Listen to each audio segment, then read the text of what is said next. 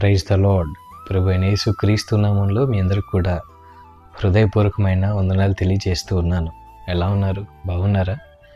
ఈ ఉదయకాల సమయమున దేవుడు మనకిస్తున్న వాగ్దానం కీర్తనల గ్రంథం 55వ కీర్తన 22వ వచనం. నీ భారము యెహోవా మీద మోపుము, ఆయనే నిన్ను ఆదుకొనును. ఈ లోకంలో ప్రతి మనిషి కూడా ఏదొక శ్రమని అనుభవిస్తూనే ఉన్నారు, ఏదొక భారాన్ని వాళ్ళు మోస్తూనే ఉన్నారు. అయితే ఇక్కడ దేవుడు సెలవిస్తూ ఉన్నాడు, మీరు ఏ భారం అయితే మోస్తూ ఉన్నారో, ఏదైతే మీకు శ్రమ అని అనుకుంటూ ఉన్నారో ఆ భారాన్ని నా మీద మోపండి, నేను నిన్ను ఆదుకుంటాను అని. నిజమే, మనకి సహజంగా శ్రమ కలిగినప్పుడు మనం మనుషుల మీద ఆధారపడుతూ ఉంటాం.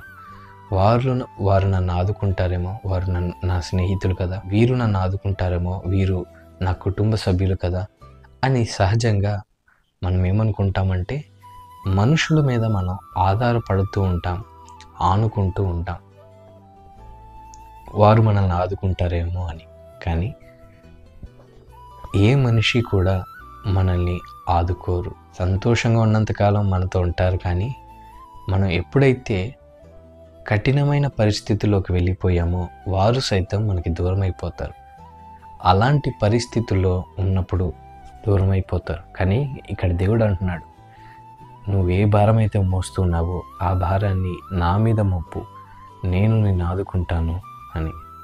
నిజమే, ఎప్పుడైతే మనం మోస్తున్న భారాన్ని, అది ఎటువంటి భారమైనా కావచ్చు, అప్పుల భారమే కావచ్చు, లేదా సమస్యలనే భారం కావచ్చు, ఏదైనా మనం ఎదుర్కొంటున్న ఎలాంటి భారాన్నైనా సరే ఆయన అంటున్నాడు, నీకున్న కష్టాలన్నీ, ఇబ్బందులు, వ్యాధులు అవన్నీ నాకు విడిచిపెట్టు, నేను నిన్ను ఆదుకుంటాను అని. మనం అనుభవిస్తున్న ఈ శ్రమలు, సమస్యలు అనేవి దేవునికి కాకుండా సాటి మనుషులకి చెప్పుకుంటే ఏమీ ఉపయోగం లేదు, ఎలాంటి ప్రయోజనమూ లేదు. వాటి నుండి బయటపడటమేమో కానీ ఇంకొంచెం చిక్కుకునే అవకాశం కూడా లేకపోలేదు. మనం ఎప్పుడైతే మన సమస్యలు, మన శోధనలు, మనం ఎదుర్కొంటున్న పరిస్థితులు దేవునికి అప్పచెప్తామో తప్పకుండా ఆయన మన పరిస్థితి నుండి విడుదల కలిగిస్తాడు. ఇక్కడ అదే మాట్లాడుతున్నాడు, నేను నిన్ను ఆదుకుంటాను అని. మనుషులెవరు నమ్మదగిన వారు కాదు, మనుషులెవరు మనల్ని అర్థం చేసుకుని మనల్ని ఆదుకునేవారు కాదు. దేవుడు ఒక్కడే మన ప్రతి సమస్యని అర్థం చేసుకుని మనల్ని ఆదుకుంటానికి సమర్థుడు.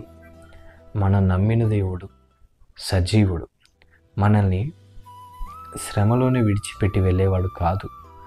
మనం ఎదుర్కొంటున్న ప్రతి సమస్యని ఆయన తన సమస్యగా స్వీకరించి మనల్ని గట్టెక్కిస్తాడు.